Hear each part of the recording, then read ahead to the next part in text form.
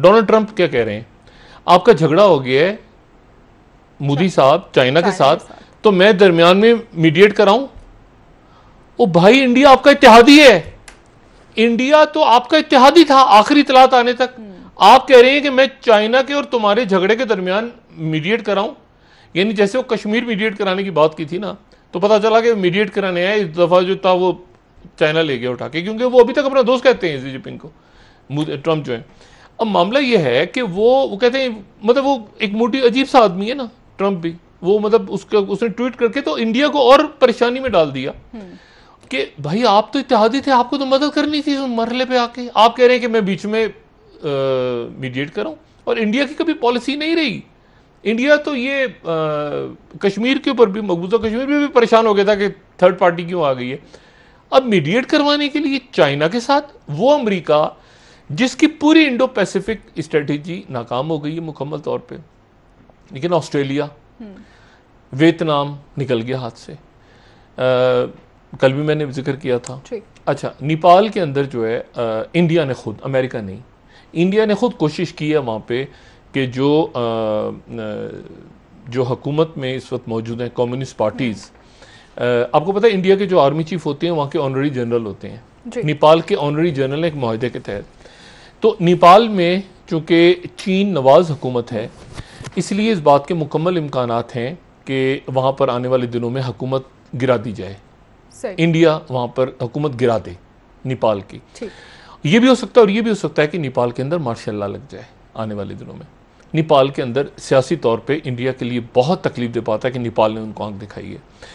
दूसरी बात यह है कि इकोनॉमिस्ट का ज़रा टाइटल हम हमेशा डिस्कस करते हैं, हफ्ते के हफ्ते डिस्कस करते हैं, ये इकोनॉमिस्ट का टाइटल दिखाइएगा ज़रा आने वाले हफ्ते का, how far will China go, China कितना दूर जाएगा, कहाँ तक जाएगा। एक ड्रैगन की तस्वीर लगी हुई है और ताइवान की तरफ हड़प कर रहा है, फिर हांगकांग की तरफ हड़प कर रहा है, दो तो चले गए ना उसके मुंह के अंदर।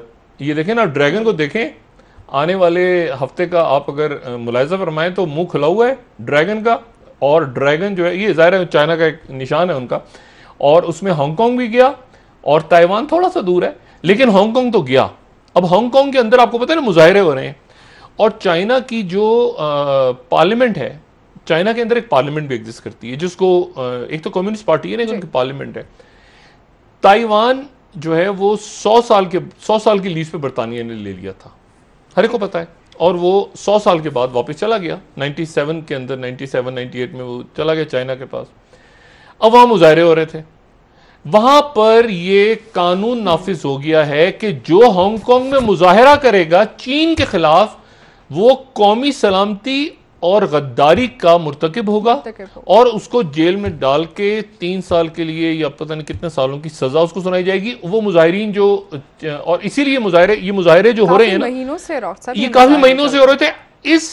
आज यानी आज पिछले 24 घंटों में वो बिल, पहले जो कानून नाफिज हुआ था उसको पार्लियामेंट ने मंजूर कर लिया। तो हांगकांग जो है, अब अमेरिका, ये चाइना कह चुका है कि ये सीआईए की, ये कोविड आने से पहले हम इस प्रोग्राम में डिस्कस कर चुके हैं कि ये चाइना ने कहा था कि ये हंगामे सीआईए करवा रही है। ठीक है, अब चाइना, अब वो अमेरिका दूर बैठा है, फंस गए कोविड में, दुनिया फंसी हुई कोविड में। चाइना ने इस मौके पे ये कानून चाइना लेकर आ गया कि जो हमारे खिलाफ मुजाहरे कर रहे थे उनको, उनके ऊपर वो गद्दारी के मुर्तकिब होंगे। ठीक है, और अमेरिका दूर से देख रहा है बैठ के, वो अपने हांगकांग की जो प्रॉक्सी थी या जो भी उनका हांगकांग का था उसकी मदद नहीं कर सकते। और एक बात और मैं सिर्फ कहूं, हांगकांग चूंकि चीन का हिस्सा बन चुका है, इसलिए अगर हांगकांग की मदद करना भी चाहेंगे तो वो फिर पूरे चीन के साथ जो ट्रेड वॉर शुरू की है उसको बंद करना पड़ेगा। ठीक है, क्योंकि हांगकांग चीन का हिस्सा बन चुका है 100 साल की लीज के बाद।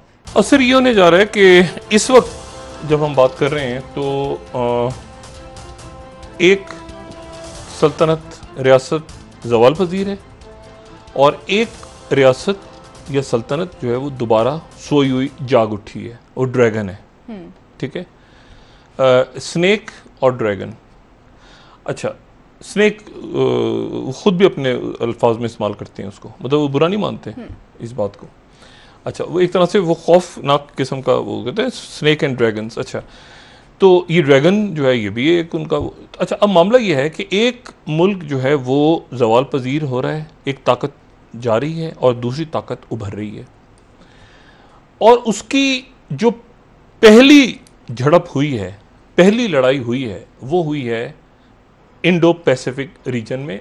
और इससे पहले जो हो रही थी तो वो भी यहीं हो रही थी, अफगानिस्तान में हो रही थी, अफगानिस्तान में, लेकिन चाइना नहीं था, और तालिबान के साथ हो रही थी अमेरिका की।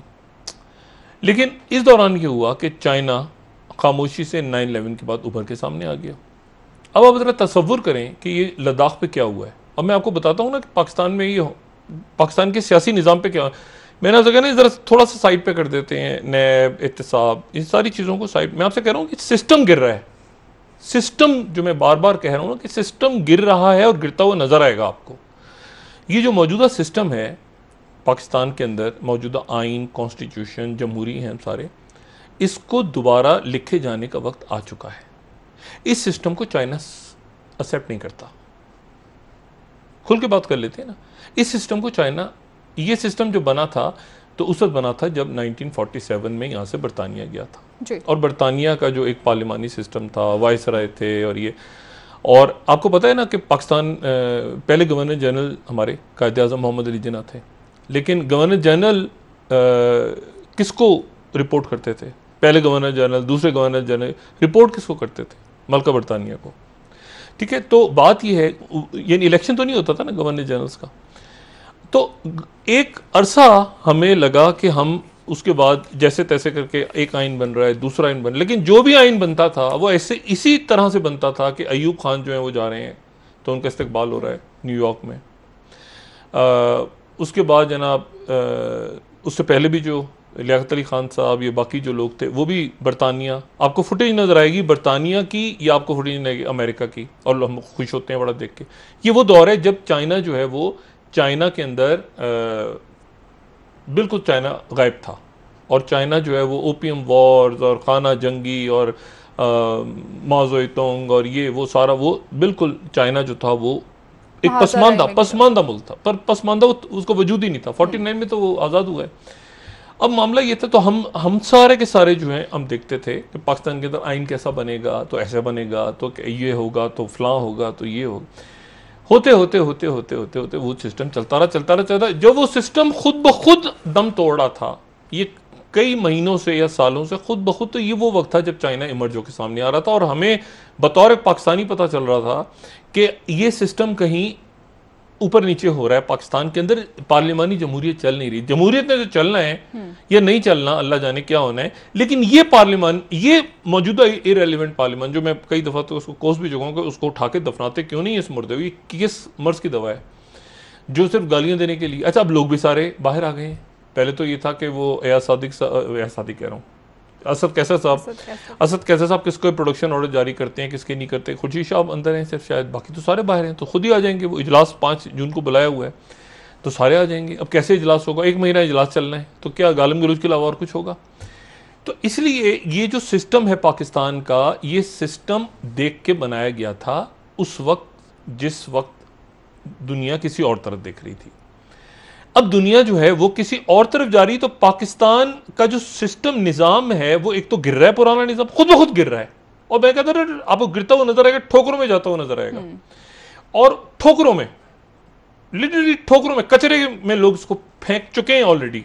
पब्लिक से आप पूछे ना, तो सिस्टम जो है, अदालत बार बार पूछ रही है ना कि कौमी पॉलिसी बनाए आप। अब कौमी पॉलिसी ठीक है ना, कौमी पॉलिसी, यानी आप ये देखें कि पार्लियामेंट का इजलास कश्मीर पे नहीं आप बैठ सकते, आप कोविड-19 पे नहीं बैठ सकते, आप जो हैं कल को खुदा ना खास्ता कोई जंग छिड़ गई तो क्या होगा?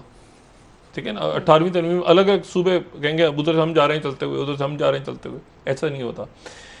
तो बात यह है कि पाकिस्तान जब इस पोस्ट कोविड फेज से निकलेगा, तो इस दौरान एक नई सामने आपके एक दुनिया होगी, जहाँ पर जिस दुनिया में, अब देखें ना, कहाँ है amnesty international, human rights watch, पूरा जो तमाम का तमाम इन्होंने बंद कर दिया। तमाम का तमाम जो सिस्टम था, एक सेकंड। लेकिन डॉक्टर साहब माजरत जी, पॉलिसी की बात तो हो रही है एक अरसे से। वज़ीर आज़म साहब भी ये कह चुके हैं, सिस्टम में ख़राबियों का तज़किरा कर चुके हैं, लेकिन क्या आप समझ सकते हैं ये बात को कि अभी जिस सिस्टम की बात वज़ीर आज़म साहब कर रहे हैं तो उनके पास इक़्तिदार है और उन्हीं को इसको करेक्ट करना चाहिए? माजरत चाहता हूँ, जावेद मियाँदाद साहब की कॉल आ रही थी शो के बीच में। जावेद भाई आपको मैं कॉल करता हूँ, ज़रा ब्रेक हो जाए फिर मैं कॉल करता हूँ और आपसे बात करता हूँ। जावेद मियाँदाद साहब, अच्छा जी, मेरे ख्याल से प्रोग्राम देख रहे हैं, कुछ बात करना चाह रहे होंगे। अच्छा, मैं सिर्फ आपसे ये कह रहा हूँ कि ये ठोकरों में जाता हुआ आपको नज़र आएगा सारा का सारा, और उसमें एक दो ब्लॉक्स नहीं बनने जा रहे। और मैं आपको एक बात बताऊँ, पाकिस्तान जैसे आपको नज़र आता है ना, ये बरतानिया जब यहाँ से गया तो बरतानिया बहुत सारे मसाइल छोड़ गया, ठीक है ना। एक यहाँ पे मैं बतौर पाकिस्तानी, ठीक है हमारे बॉर्डर्स हैं, लेकिन मैं बतौर पाकिस्तानी, ठीक है कायद आज़म मोहम्मद अली जिन्ना अल्लाह ताला उनके दर्जात बुलंद करे, वो बड़े लीडर्स थे, बड़े वो भी और नेहरू जो भी उनके दरमियान हुआ, लेकिन मज़ा नहीं आया। ये कश्मीर और बाकी इशूज़ जो बरतानिया छोड़ गया, जो हमने बहालत मजबूरी माना, चीन ने भी चीन भी उठा है ना दोबारा, तो कह रहा है ना हमें हमारे इलाके चाहिए। तुर्की भी कुछ कह रहा है ना, तुर्की भी तो कुछ कह रहा है कि सल्तनत उस्मानिया में से क्या क्या निकला था। ठीक है, तो हांगकांग भी ले गया ना वापस चाइना, ताइवान को भी खाने जा रहे हैं ना ड्रैगन। तो हमारे भी तो कुछ इलाके इधर उधर गए हुए हैं, हमारे भाई कब तक कर्फ्यू में पड़े हुए हैं, वो भी हमें आवाजें लगा रहे हैं। ये जो बर्फ पिघलेगी अभी, मैं सिर्फ एक बात कहूँ, लद्दाख में चाइना आ गया, जैसी बर्फ पिघली, क्यों आया चाइना? मुझे बताएं अचानक चाइना कहां से आ गया लद्दाख में, और इससे कम में बर्फ पिघलने का इंतजार। बिल्कुल ऐसी है डॉक्टर साहब, थोड़ी सी बर्फ और पिघलेगी, पाकिस्तान को भी अब फैसले वो सियाचिन की पहाड़ियां, वो क्या है, वो उसको तो नंबर के हिसाब से होता है ना। If you like our video, please like and subscribe.